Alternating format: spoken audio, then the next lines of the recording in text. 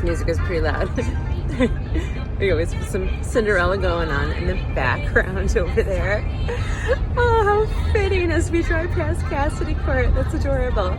The heavens tremble above you while he is whispering. Oh, then we're driving past that house too. That's lovely. I went to some dance with that boy. That's adorable.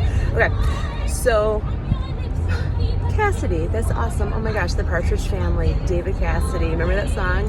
I think of you, so am I so afraid of, something like that. Oh, it was a great song.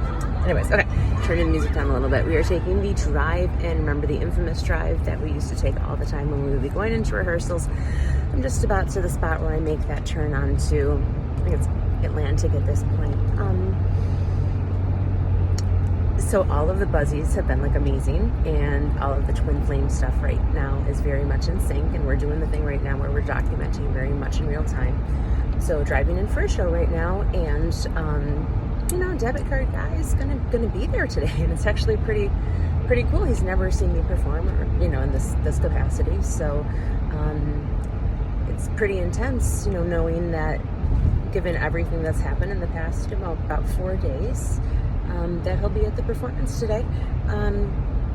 So communication on the 5D level right now is very, very intense. We're bickering about things, and I think just had some sort of 5D argument in which I made him move all of his stuff into our garage, and told him he had to move it up by St. Patrick's Day so I could have a party or something like that. I think that's how the argument in my head ended. And we have lots of these arguments in my brain where I sort of play out the story between us, and I sort of work through it on my own so I don't have to essentially waste anybody's time with an argument that didn't really need to happen. I don't really look at it as displacing my emotions. I just sort of look at it as saving everybody a little bit of time, and it's kind of like a fun little acting exercise for myself. Alrighty, so we're at the stretch that we used to make a whole lot of videos, and this is where I started getting the buzzies. So you'll notice that there were some videos I would make driving right through here, right when he and I first reconnected, and all of this sort of twin flame spiritual awakening stuff started for me. And I would drive into work, and I was wearing a lot of jewelry at the time, and I was doing this part, I think I was playing the Baroness in The Sound of Music. So I'd be driving in, and I would get like teary, and I'd be like, I think I love you, and I think you love me. You know, it was like really like, anyway, it was like very sweet. Like I go back and I watch these videos, and I'm like, oh, Joe, you're very sweet. You know, and since then, you know, you have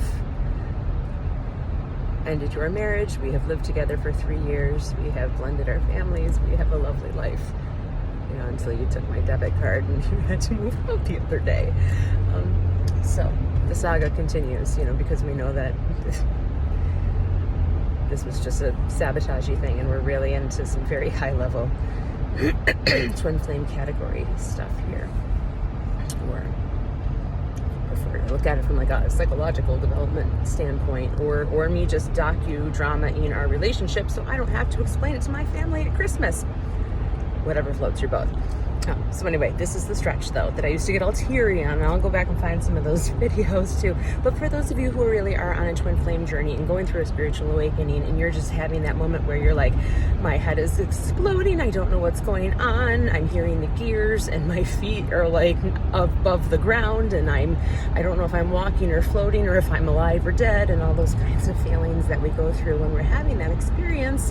Which if you would like to talk about that, just put something in the comments, because I don't know what anybody wants to talk about, but I'm willing to ramble anytime, because I'm kind of tired of listening to Christmas music and show tunes on my phone, so I'd rather listen to myself talk. Sorry, I would. So leave me some topics. I'll talk about anything you want to know. So yeah, this is where it kind of started, and I would hit this stretch of road every day, and I would start to process what was happening in my head, and the seeing things differently, and the perspective shifts, and the connections that I was making, and the things I was knowing, the knowing, the sense of knowing that came in. And when it comes down and it comes upon you, and you start to you start to come to the 3D realization, and you start realizing that you know more than you think you knew, or you start realizing that you fucking knew it all along, and that everybody else was the wrong ones, and that you were actually right all the time. And when you have that moment and you realize that, and you're like, damn, and then, you know, you wait your little bit, and you get to the point where you like are authentic enough to realize you've essentially beaten them all at their own game. I hate to put it in those terms, but it's what it is. You get so aligned and so right with yourself, because once you awaken, you can't fucking stand to be anything but perfect with yourself. If anything is not right in your fucking heart and soul, you can't stand it. It's like having something on your skin that itches. So if like anybody near you is rubbing you the wrong way, you got to get rid of it. You know what I mean? I know I went off on a bit of a tangent, but I think what I was getting at is that in the early stages of like spiritual awakening and twin flame union, this stretch of road, that's something that came to me a lot, was those agitations, as we call them, agitations, were really kind of one of those first things to go. So if that was helpful to you, I hope so.